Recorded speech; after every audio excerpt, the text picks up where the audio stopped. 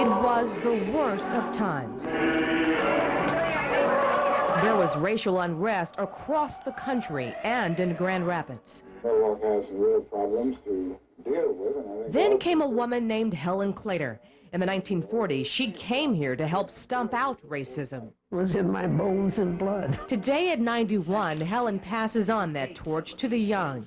She wants youngsters like Antonia and Andrani Henry to be the best they can be. Helen learned early on that can't happen if society holds you back because of your skin color. This is like it was when I was about your age. When Helen attended the University of Minnesota, she chaired YWCA's Interracial Committee. The Phi Beta Kappa then traveled to Grand Rapids to study racism. That's when she met and married the late Dr. Robert Claytor, one of West Michigan's first black physicians. The mayor of Grand Rapids at that time was Paul Goebel. He asked Helen to serve on a committee to see if racism indeed existed here. There certainly was a problem. And because of what the committee found, the Equal Opportunity Department was born.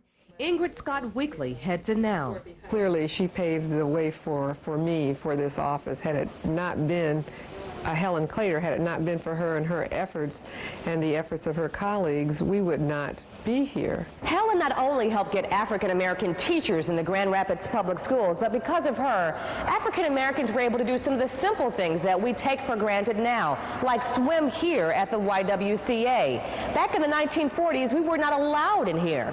We just worked to change the climate. And they did. But it wasn't easy. When Helen became the first black president of a local YWCA in 1949, 3 people on the board resigned because of her color.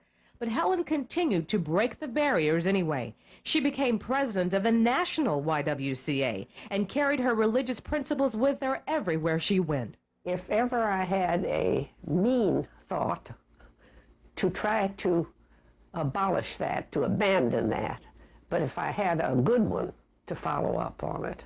And these teenagers are following in her footsteps. Andrani is a straight-A student in high school and a youth ambassador for multiracial culture.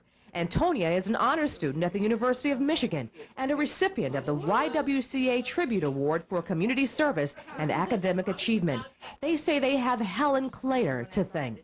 Well, you only develop leadership abilities when you have the opportunity to acquire them.